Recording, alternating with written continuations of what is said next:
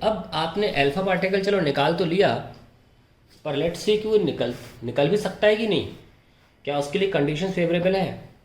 हमारे सामने एक बात आ रही है कि अल्फा पार्टिकल जो है वो निकलता है, और दूसरी बात सामने आ रही है कि अल्फा पार्टिकल की काइनेटिक एनर्जी जो है, जो बाहर निकलने की एनर्जी है वो 4.7 मेगा इलेक्ट्रॉन वोल्ट है। और अलग अलग एलिमेंट्स भी आप ले लें, अगर रेडॉन ले लें या रेडियम ले लें, तो मैक्सिमम से मैक्सिमम ये एनर्जी 6 मेगा इलेक्ट्रॉन वोल्ट तक खिंच जाती है, बहुत से बहुत 5.7 5.8 तक खिंच जाती है, कि इससे ज़्यादा एनर्जी एक तुरंत बने अल्फा पार्टिकल की जस्ट निकलने से पहले नहीं हो सकती। मैं आपको बताना चाहता हूँ कि यूरेनियम के न्यूक्लियस से बाहर निकलने के लिए, या किसी भी radio active material, mainly uranium की बात करें अगर, बाहर निकलने के लिए, क्योंकि यूरेनियम से अल्फा पार्टिकल निकला भी था, कितनी एनर्जी की रिक्वायरमेंट होगी। तो देख लेते हैं कि अंदर यूरेनियम न्यूक्लियस के लिए कितनी एनर्जी ऑलरेडी है जिसको भेद कर बाहर निकलना होगा। So potential energy inside uranium nucleus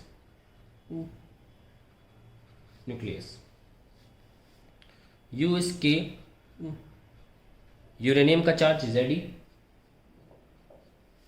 alpha particle का चार्ज 2e अपॉन यूरेनियम का रेडियस। क्योंकि हम मान के चल रहे हैं कि जस्ट वॉल पर अल्फा है, अंदर अंदर होगा तो ये तो और बढ़ जाएगी ना, हम थोड़ी सी और रियायत दे रहे हैं इसको, चलो ठीक है, दीवार तक तो पहुंच ही जाओ, है ना।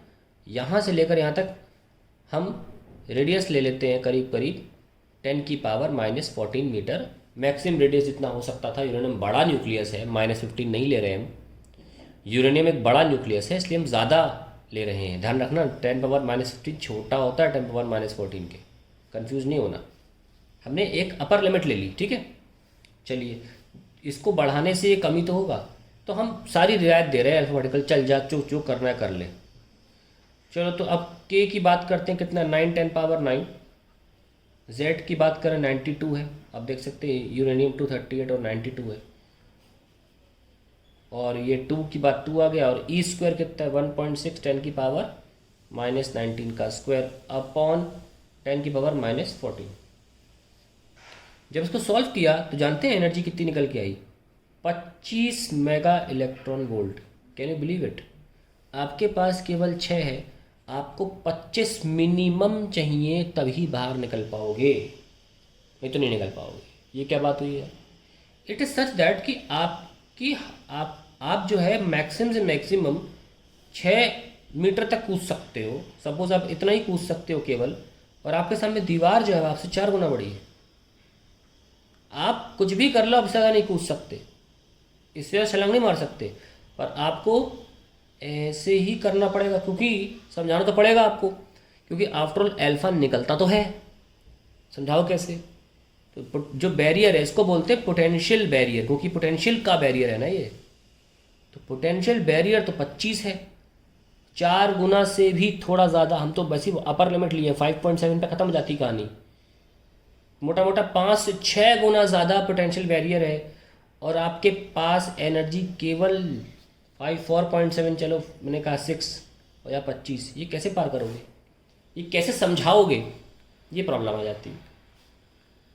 अब इसका क्लासिकल मैकेनिक्स में एक्सप्लेनेशन नहीं ढूंढना है ही नहीं, एक पार्टिकल ये नहीं कर सकता, तो हमें इसको वेव के थ्रू मानना ही पड़ेगा कि alpha particle as a wave पार होती है। पर उसके बीच भी संभावना देखना कैसे निकल के आएगी, कैसे 2 साइंटिस्ट ने इसको समझाया भी।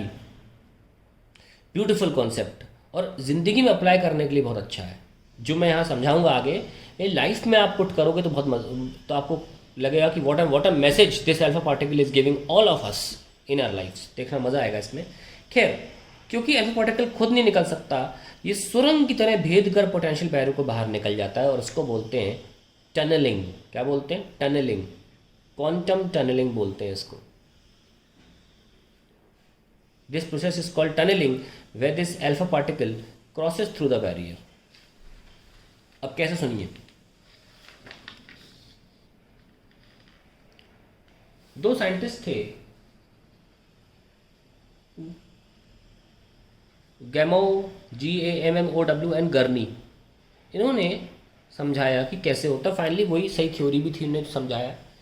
पहली चीज़ उन्होंने बोली कि alpha particle is not there inside the nucleus, not there inside the nucleus already, just before emission it is formed, emission it is formed। तो क्या होता है, दो न्यूट्रॉन और दो प्रोटॉन करीब आते हैं और बन जाता है एक अल्फा पार्टिकल। बहुत ध्यान सुनना, बन गया। हमने आपको पहले ही बताया था, जब कुछ न्यूट्रॉन्स पास आके एक न्यूक्लियस बनाते हैं तो वहाँ मास लेस हो जाता है। ये मास क्या है, लेस। यहाँ मास क्या है, हाई। जब पास आते हैं तो मास लेस हो जाता है और ये मास कन्वर्ट होता है काइनेटिक एनर्जी में। ये रखा थोड़ी ना रहेगा यहाँ पे, एनर्जी थोड़ी ना उसको घेरती रहेगी। और इसी काइनेटिक एनर्जी का इस्तेमाल करके छट से बाहर निकलता है 4.7 मेगा इलेक्ट्रॉन वोल्ट एनर्जी के साथ। जैसे ही निकलता है उसको लगता है अरे अरे अरे ये क्या हुआ, ये एनर्जी यहाँ है। वो कहता है अरे ये क्या हुआ, बेचारा लौट जाता है वापस। इतनी कोशिश के बाद भी लौट जाता है, क्योंकि निकलने के लिए तो 25 चाहिए, तो निकलता कैसे। दूसरी चीज़ उन्होंने बोली, the alpha particle formed is under continuous motion, continuous motion. अब दिखाते हैं कैसे। आगे हम kinetic energy of alpha particle भी निकालेंगे, लेकिन अभी बता देते हैं आपको कि अल्फा पार्टिकल की जो वेलोसिटी है वो 10⁻7 मीटर पर सेकंड के आसपास होती है। और जो न्यूक्लियस है उसका जो रेडियस है हमने लिया ऑफ द ऑर्डर ऑफ, मैं ऑर्डर की बात कर रहा हूँ, -14 मीटर ये रेडियस है। तो अल्फा पार्टिकल यहाँ से मान लो चालू होता है और यहाँ पहुँचता है विद स्पीड 10⁻7 मीटर पर सेकेंड। तो देखते हैं कितने टाइम में वो वॉल तक पहुँच जाएगा। और ध्यान रखना, उनके दूसरे पोस्टुलेट के अकॉर्डिंग वो लगातार मोशन में है, तो कितने टाइम में वॉल तक पहुँचेगा, let us see. So time in which the alpha particle reaches the wall of nucleus, ऐसे लिख सकते हैं। ऐसे कोई वॉल होती नहीं है पर लिख रहे हैं wall of nucleus. Time is distance upon speed. Distance 10⁻14, speed 10⁻7, that is 10⁻21 seconds। Can you imagine the time in which it's reaches the wall, कितना कम टाइम है। लेकिन यहाँ से मज़ा नहीं आएगा जानने में, इसको फ्रीक्वेंसी में कन्वर्ट करो, क्योंकि alpha particle is in complete motion, sorry continuous motion. तो फ्रीक्वेंसी का मतलब क्या हुआ, फ्रीक्वेंसी देखो, दैट इज 1/टाइम, 10⁻21 टाइम्स।